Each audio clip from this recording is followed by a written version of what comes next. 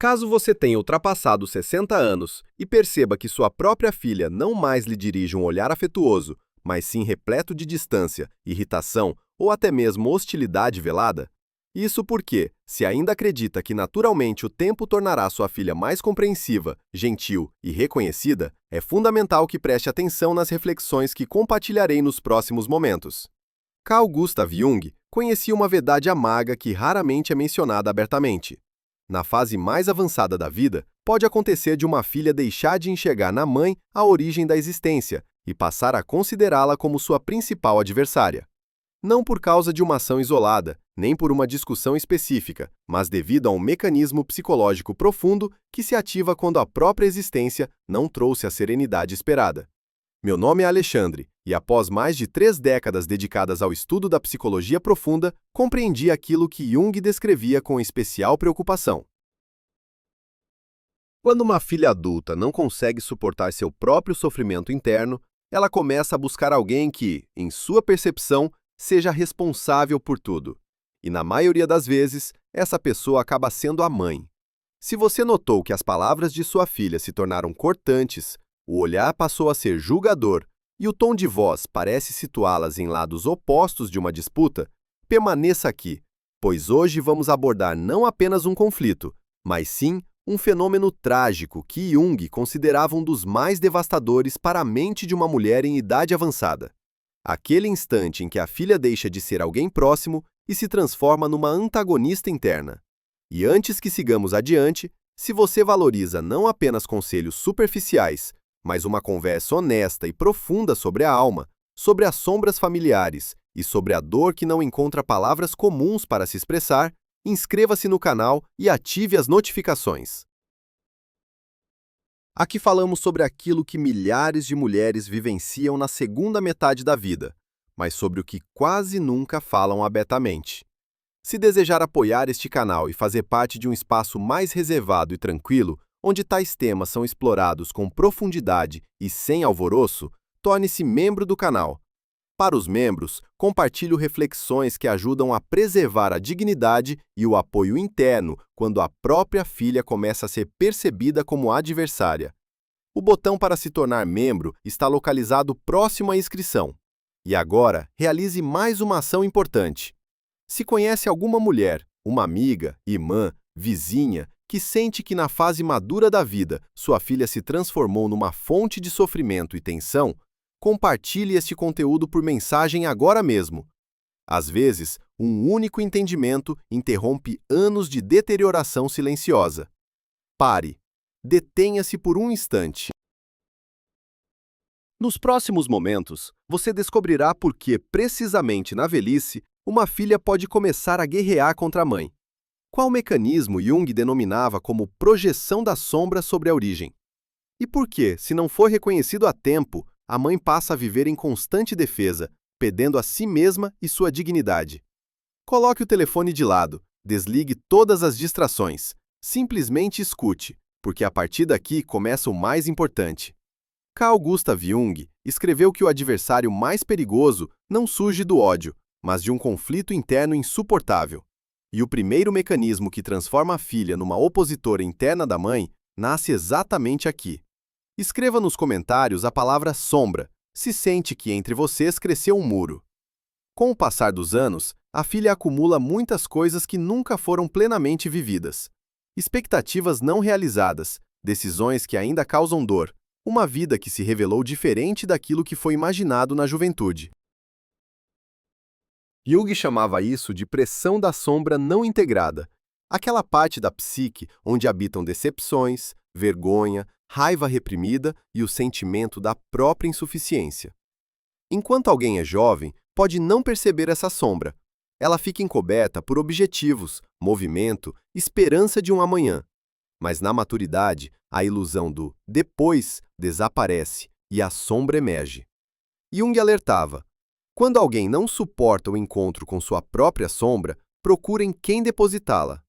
A mãe, nesse instante, torna-se a figura ideal, porque a mãe foi a primeira origem da vida, porque a mãe foi a primeira figura de dependência, porque com a mãe está ligada a sensação. Se ela tivesse sido diferente, eu teria sido diferente. E nesse momento, a filha deixa de enxergar a pessoa real. Ela começa a ver uma tela. Uma tela sobre a qual pode projetar tudo aquilo que é doloroso demais reconhecer internamente. Os próprios erros se transformam na influência dela, os próprios medos no controle dela, o próprio vazio na frieza dela. Jung escreveu que a projeção sempre é sentida como verdade. Por isso, as acusações soam confiantes, duras, sem hesitações. A filha pode dizer: "Você arruinou minha vida. Por sua causa sou assim." Você sempre foi a causa, mas em nível profundo, isso não diz respeito à mãe. É uma tentativa de salvar o próprio eu do colapso. Jung advertia: a projeção destrói relacionamentos porque não permite diálogo. Com a projeção, não se pode conversar. Ela só pode ser reconhecida. A mãe sente que suas palavras não alcançam, que suas explicações são inúteis, porque a filha não está conversando com ela, mas com sua própria sombra. E é precisamente por isso que a mãe se sente não apenas incompreendida, mas como uma figura hostil. Sua presença gera tensão, seu cuidado provoca irritação, seu amor desperta suspeita. Jung escreveu que quando a projeção não é reconhecida, ela se torna cruel. E se esse mecanismo não for interrompido, ele desencadeia a próxima etapa, a reescrita do passado e a transformação da mãe em símbolo de toda a dor. Sobre como isso ocorre, falaremos a seguir. Carl Gustav Jung escreveu que a psique não armazena o passado como uma cronologia de fatos. Ela o guarda como material vivo, que constantemente muda dependendo daquilo que a pessoa não consegue suportar no presente. E o segundo mecanismo se desdobra exatamente assim. Quando a filha não suporta o encontro com sua sombra, o passado se torna um espaço conveniente para distorções. Episódios isolados são arrancados do contexto. Situações complexas são simplificadas em acusações. O carinho é reescrito como controle, o cuidado como pressão, o medo da mãe como manipulação. Jung chamava isso de projeção retrospectiva, o momento em que a dor atual se sobrepõe à memória e muda completamente seu significado. É exatamente por isso que as acusações soam tão confiantes, porque agora estão sustentadas pelo passado. A filha não fala sobre o que sente agora, mas sobre o que sempre foi. E nessa fórmula não há espaço para diálogo. Jung advertia: quando o passado é reescrito, ele deixa de ser compartilhado. A mãe pode lembrar desses anos de forma completamente diferente. Ela pode lembrar dos sacrifícios, do cansaço, do amor, do medo pela criança, mas sua memória é declarada incorreta. E aqui acontece uma ruptura psicológica profunda, porque privar alguém do direito à sua própria história significa privar essa pessoa de parte de sua identidade. Jung escreveu que quando tiram o passado de alguém, seu presente pede sustentação. A mãe sente que sua vida está sendo reescrita sem sua participação, como se ela não fosse mais testemunha de sua própria trajetória. E é exatamente aqui que ela deixa de ser uma pessoa real. Ela se torna um símbolo. Símbolo de erro, símbolo de limitação, símbolo de tudo que é ruim. Com um símbolo se pode guerrear, pode-se odiá-lo, pode-se desvalorizá-lo sem culpa. Jung alertava: quando outra pessoa se transforma em símbolo, deixa-se de tratá-la humanamente. Qualquer palavra da mãe é percebida como ameaça, qualquer lembrança como ataque, qualquer tentativa de aproximação como intromissão. E aqui a imagem de inimiga se consolida definitivamente, mas a destruição não para por aí, porque a partir daí, essa imagem começa a ditar o comportamento da mãe, forçando-a a viver em defesa permanente e perdendo a si mesma. Sobre como isso acontece e por que é tão perigoso para a psique da mãe, falaremos adiante. Carl Gustav Jung escreveu que alguém começa a se defender não quando é atacado, mas quando ao lado de pessoas próximas deixa de sentir segurança. E o terceiro mecanismo se desdobra exatamente assim. Quando a filha olha para a mãe através da imagem de inimiga, qualquer contato se torna potencialmente perigoso. A mãe não vive mais livremente, ela vive com cautela. Cada palavra é ponderada antecipadamente, cada pausa é preenchida com ansiedade. Cada tentativa de proximidade é verificada quanto ao risco. Jung chamava isso de defesa crônica, um estado em que a psique está constantemente se preparando para um golpe, mesmo que ele não ocorra. A mãe começa a se justificar antes mesmo de ser acusada de algo. Ela explica entonações, esclarece motivos, suaviza palavras. Não porque seja culpada, mas porque teme ser novamente interpretada como inimiga. Jung advertia: viver na defensiva destrói lentamente o centro da personalidade, porque a pessoa deixa de se apoiar em seu próprio senso de verdade. Ela começa a viver através da expectativa da reação alheia. A mãe cada vez mais se pergunta: como isso será percebido? Não vai piorar? Não vou provocar um conflito? Sua vida interior se estreita. A alegria se torna mais baixa, a espontaneidade rara, a presença tensa.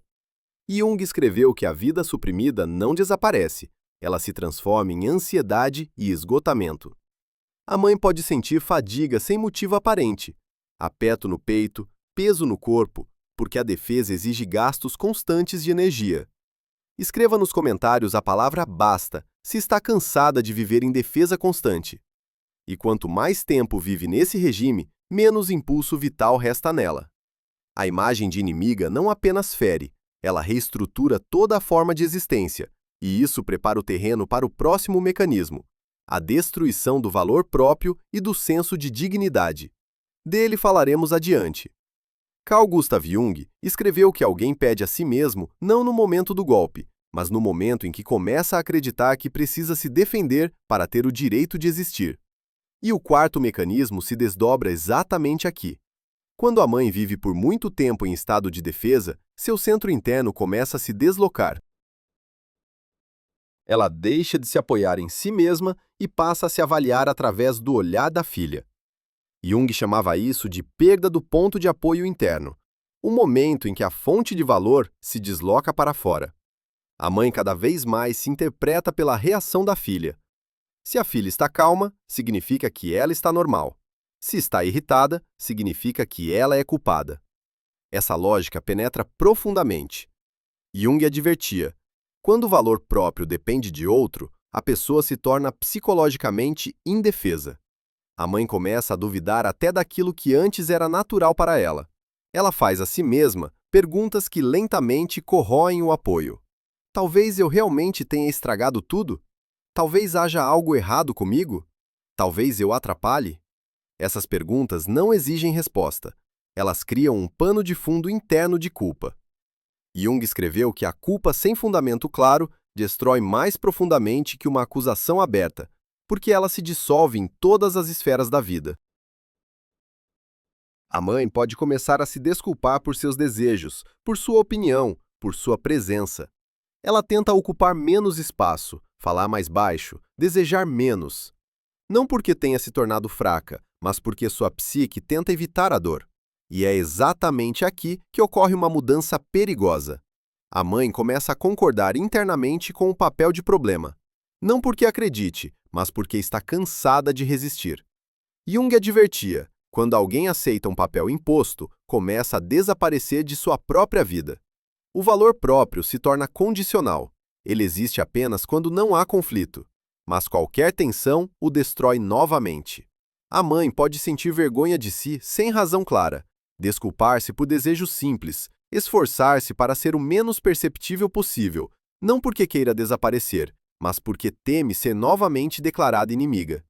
Jung escreveu que a perda do valor próprio priva alguém de energia vital, porque sem a sensação de valor interno, o amor se transforma em sobrevivência. A mãe continua amando, continua presente, continua suportando. Mas internamente surge a sensação: eu não tenho mais o direito de ser eu mesma.